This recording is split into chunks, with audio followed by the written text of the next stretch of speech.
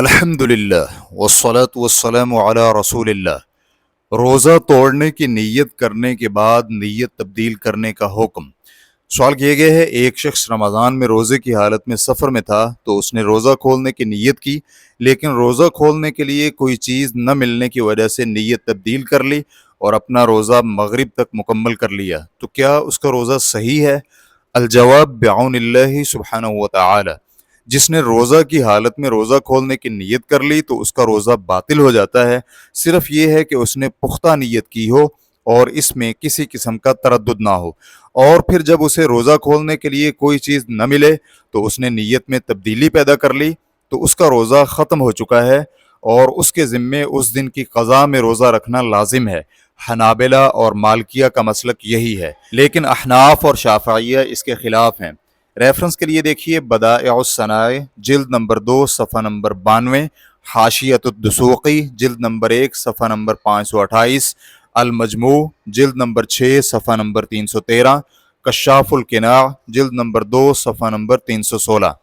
اس قول کی بنا پر کہ اس کا روزہ باطل ہو جاتا ہے، اور راجح بھی یہی ہے، اس نے روزہ کھولنے کی پختہ نیت کی تھی اور اس میں کوئی تردد نہیں تھا، پھر جب اسے روزہ کھولنے کے لیے کچھ نہ ملا تو اس نے اپنی نیت تبدیل کر لی تو اس کا روزہ ٹوٹ گیا ہے اور اسے اس دن کی قضا میں روزہ رکھنا ہوگا۔ لیکن اگر وہ روزہ کھولنے میں متردد تھا یا اس نے اسے کسی چیز پر معلق کیا، مثلا اگر اسے کھانا پینا مل گیا تو وہ روزہ کھول دے گا، پھر اسے کھانے پینے کے لیے کچھ نہ ملا تو اس کا روزہ صحیح ہے۔ شیخ ابن عثیمین رحمہ اللہ سے سوال کیا گیا، ایک شخص رمضان میں سفر پر ہے اور روزہ سے ہے، اس نے روزہ کھولنے کی نیت کر لی، لیکن اسے روزہ کھولنے کے لیے کوئی چیز نہ ملی تو اس نے نیت تبدیل کر لی اور روزہ پورا کر لیا، تو کیا اس کا روزہ صحیح ہے؟ تو شیخ رحمہ اللہ کا جواب تھا، اس کا روزہ صحیح نہیں اور اس کے ذمے اس دن کی قضا میں روزہ رکھنا لازم ہے، کیونکہ جب اس نے روزہ کھولنے کی نیت کی تھی تو اس کا روزہ کھل گیا تھا۔ لیکن اگر وہ یہ کہتا ہے کہ اگر مجھے پانی مل گیا تو میں پی لوں گا،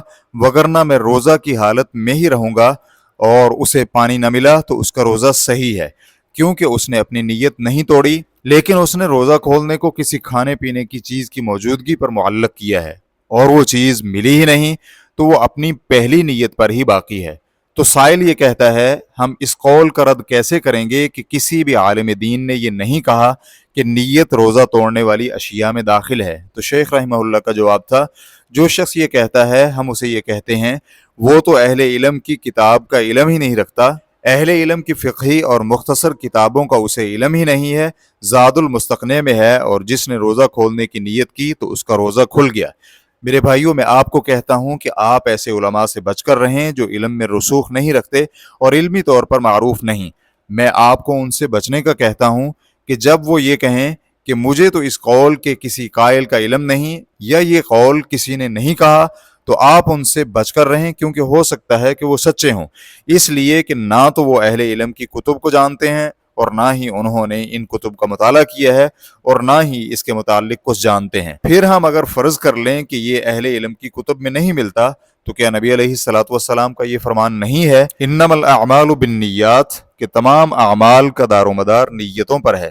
کیوں نہیں؟ نبی علیہ الصلوۃ والسلام نے تو یہ فرمایا ہے، اور جب نبی علیہ الصلوۃ والسلام یہ فرما رہے ہیں کہ اعمال کا دار و مدار نیتوں پر ہے، اور اس شخص نے روزہ کھولنے کی نیت کر لی ہے، تو کیا اس کا روزہ کھل جائے گا؟ جی ہاں، اس کا روزہ کھل گیا ہے۔ ریفرنس کے لیے دیکھیے لقاء الباب المفتوح جلد نمبر 20 صفحہ نمبر 29۔ واللہ تعالی اعلم۔ اسلام QA ریکارڈنگز، مؤسسۃ الشیخ محمد صالح المنجد،